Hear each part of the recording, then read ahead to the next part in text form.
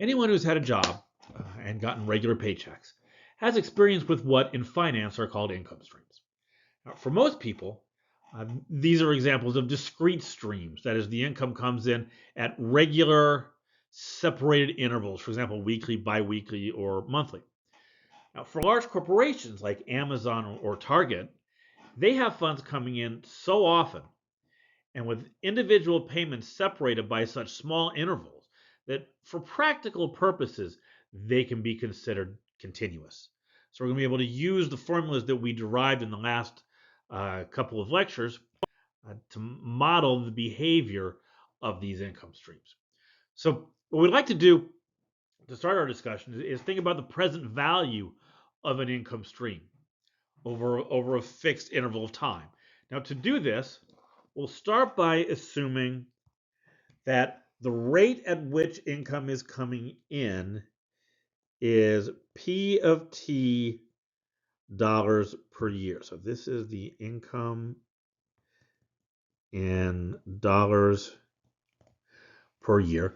And we'll look at specifically at the income generated over a small interval of time, right? Call it delta T.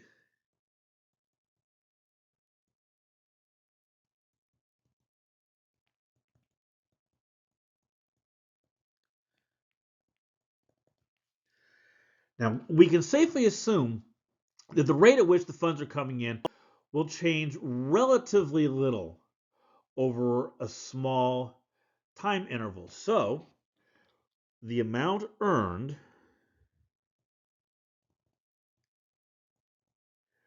over this small time interval is the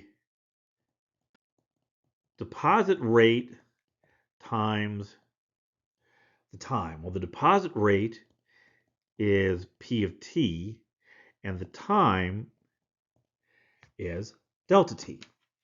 Okay, so making the assumption that the stream is effectively continuous and applying our formulas from the previous lectures for the present value of a continuously compounded investment, the future value over this interval delta T, right, that is the present value, equals P of T times delta T times e to the negative RT.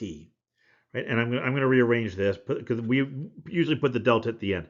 So this is P of T e to the negative RT delta T. Okay, so the total present value over the entire interval, will be the sum of these individual ones, right? So present value equals the sum P of T e to the negative RT delta T. Now, hopefully this is starting to look like some of the stuff we talked about back in the first semester class. I'm going to take the limit as delta T goes to 0. Right, so that gives us the present value on the left, and the limit of this sum, the way we write that, is an integral.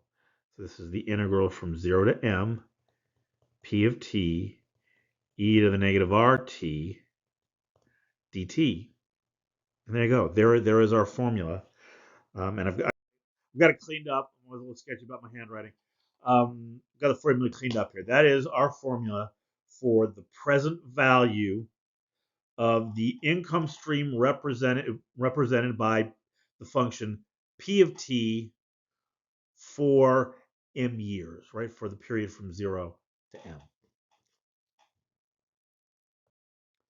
Okay, so in the next lecture, we're gonna turn this around and we're gonna answer kind of the obvious follow-up question. If we can calculate a formula for the present value, can we also calculate a formula for the future value?